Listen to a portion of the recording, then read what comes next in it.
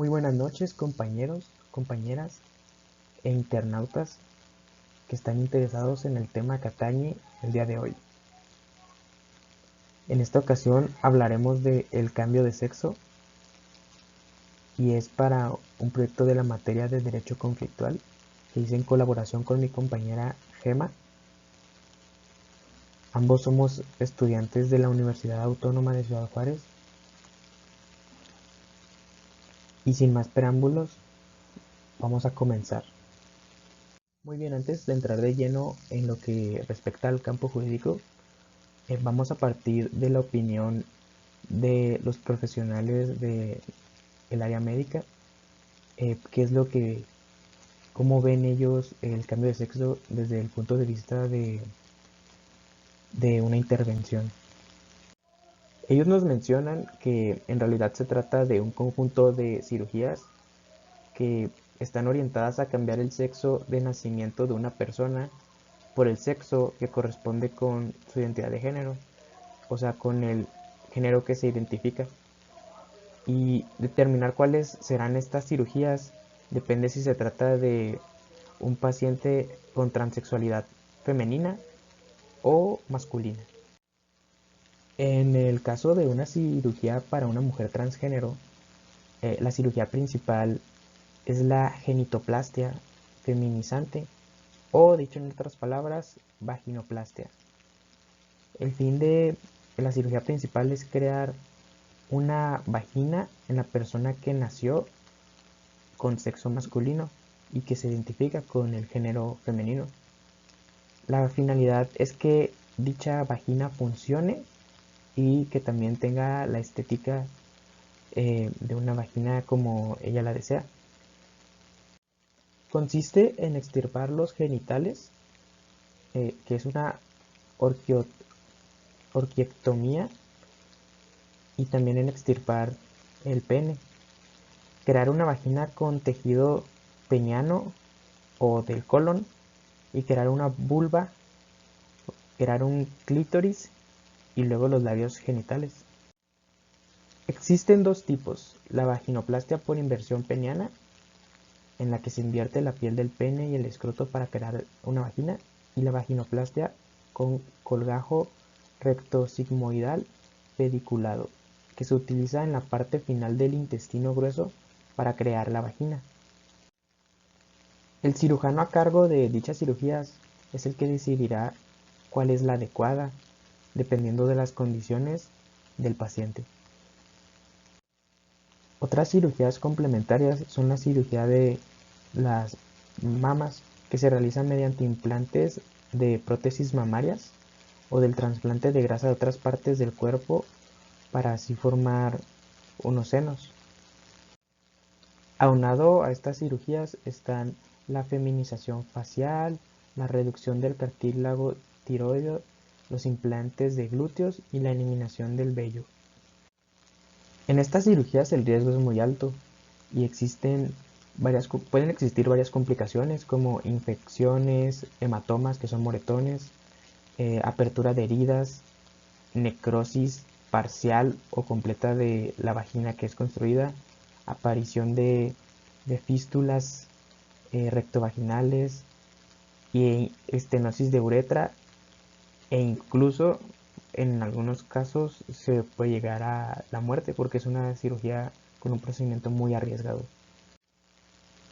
Por otro lado, en el caso de la cirugía del hombre transgénero, la cirugía principal, pues como se han de imaginar, consiste en crear un pene que funcione y pues que sea estético adecuado para el paciente. Es decir, que debe posibilitar la capacidad de que se pueda poner erecto, debe ser sensible y también poder orinar. Existen dos tipos. El primero es la metaidoplastia, que es después de un tratamiento hormonal para conseguir la hipertrofia, el crecimiento del clítoris.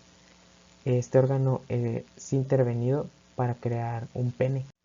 El inconveniente de dicha cirugía es que aunque se consigue la funcionalidad casi total del pene, el órgano creado puede ser pequeño.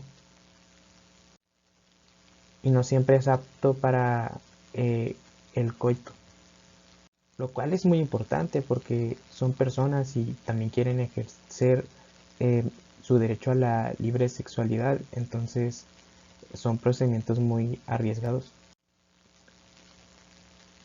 La otra cirugía en el hombre transgénero es la faloplastia. Esta consiste en construir el pene a partir de injertos obtenidos de otras partes del cuerpo. Estos pueden ser los muslos, la pierna, el abdomen, el antebrazo. Y a diferencia de la que anteriormente mencioné, si se consigue un pene con un tamaño más proporcional al promedio, lo cual permite que sí se pueda realizar una penetración sexual. Aparte de la construcción del pene, la otra cirugía que se lleva a cabo es la extirpación del útero y de la vagina para poder construir los genitales, los testículos.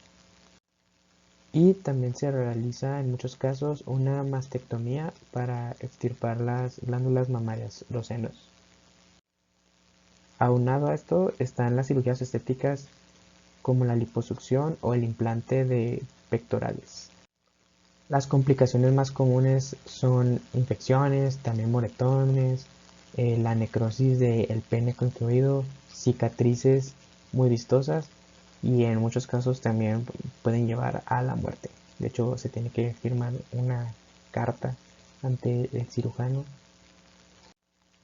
y en definitiva el proceso para cambiar de sexo es muy complicado y esta decisión es, requiere de mucho coraje y fortaleza de la persona dispuesta a realizarlo porque los riesgos son muy altos, lleva consigo un coste económico pues que no es accesible para muchas personas y requiere la asesoría de psiquiatras, psicólogos, ginecólogos, urólogos, médicos profesionales en diferentes áreas, de otorrinolaringólogos, etc.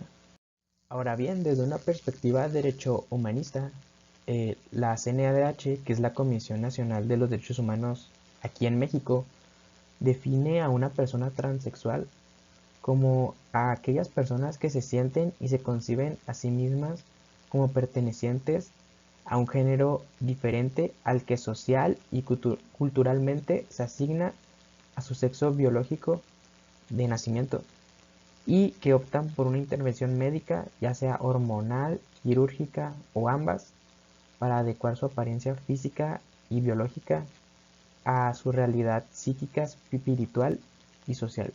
Dicho en palabras más sencillas, eh, son aquellas personas que se identifican con el otro género y más adelante veremos que esto lleva consigo otras consecuencias jurídicas porque el, no solo se trata del cambio de sexo, eh, surgen otras consecuencias tales como cambio de nombre o qué pasa si estas personas que realizaron cambio de sexo quieren contraer nupcias, quieren contraer matrimonio.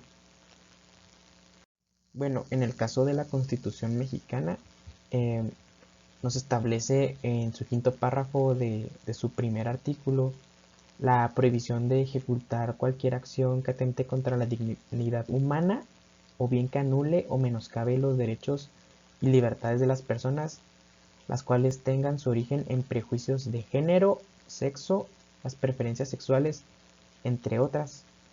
Y esto se hace operativo a través de su ley reglamentaria, que es la Ley Federal para prevenir y eliminar la discriminación.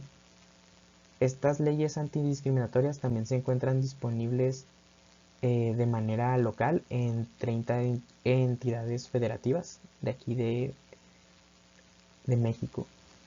Algunos estudiosos, eh, y esto tiene antecedente principalmente en Italia, como Tito Ballarino, califica que el cambio de sexo eh, entra en lo que es un estatuto personal y conforme a lo que éste se regula, ya que en Italia se acoge que para la rectificación del acta de estado civil se debe de inscribir el, el nuevo sexo con el que la persona que realizó el cambio se siente identificado o identificada. Tal es el antecedente de un caso ocurrido en 1973 en Alemania, en el cual una persona pakistaní que en Malasia se había cambiado de sexo pretendía contraer nupcias en Alemania. La pretensión de esa persona transexual no se realizó debido a que en ese entonces la autoridad alemana eh, no lo calificaba como algo posible e incluso decía que trasfocaba el orden público. Tuvieron que pasar 21 años y fue hasta 1994 que se le pidió a la Corte de Justicia de la Comunidad Europea que se pronunciara sobre el tema a fin de que indicara que el cambio de sexo debe ser irrelevante para el Estado civil. Dicho antecedente lo extraje del libro Derecho Conflictual, parte especial del Dr. Silva Silva en colaboración con el Dr. Leonel Pérez Nieto.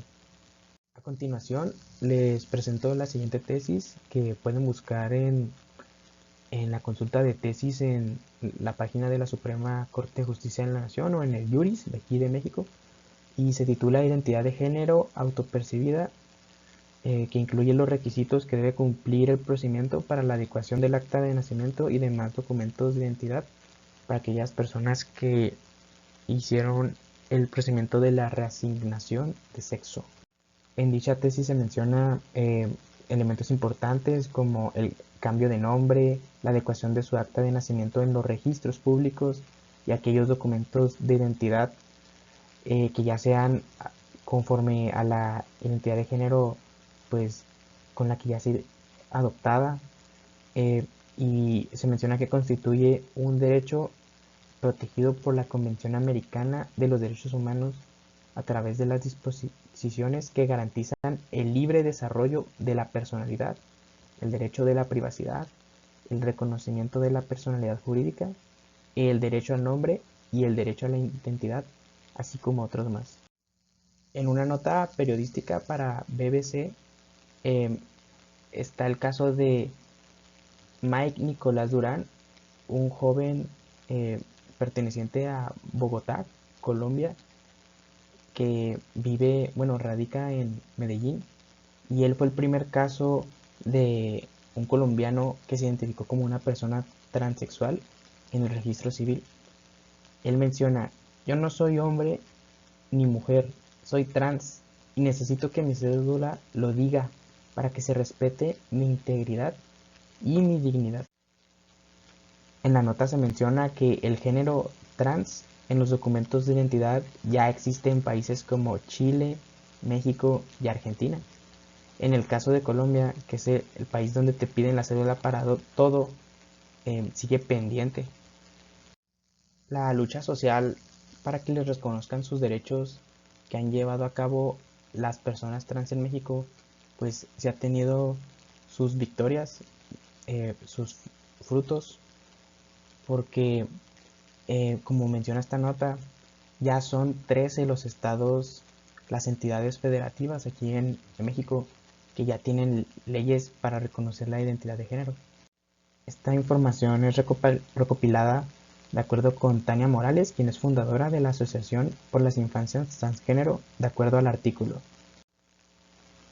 Las 13 entidades que ya han aprobado la Ley de Identidad de Género son la Ciudad de México, Coahuila, Colima, Chihuahua, Hidalgo, Jalisco, Michoacán, Nayarit, Oaxaca, Quintana Roo, San Luis Potosí, Sonora y Tlaxcala.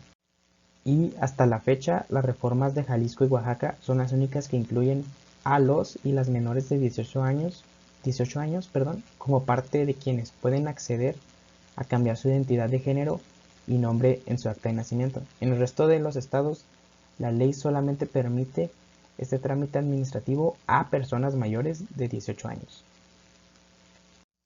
Mi compañera y yo concluimos el tema de la siguiente manera: pese a muchas costumbres arraigadas, principalmente pues aquí en México y me imagino que en otros países latinoamericanos, eh, pensamos que hay que dar un giro 180 grados y hay que ser ecuánimes y dejar esas costumbres discriminatorias para así visibilizar el tema del cambio de sexo desde una perspectiva derecho humanista, de una manera empática para darles ese reconocimiento.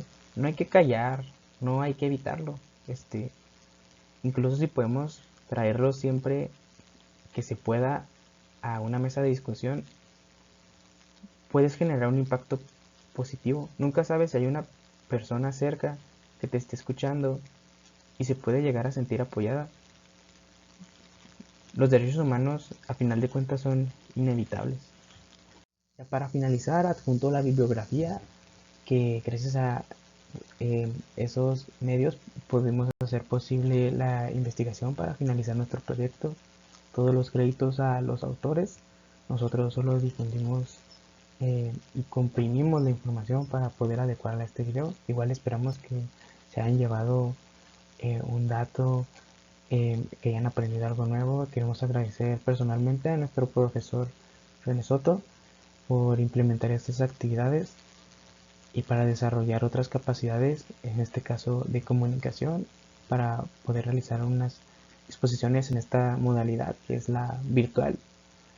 Y sin más preámbulo, los deseo que pasen bonita noche y eso es todo. Hasta luego.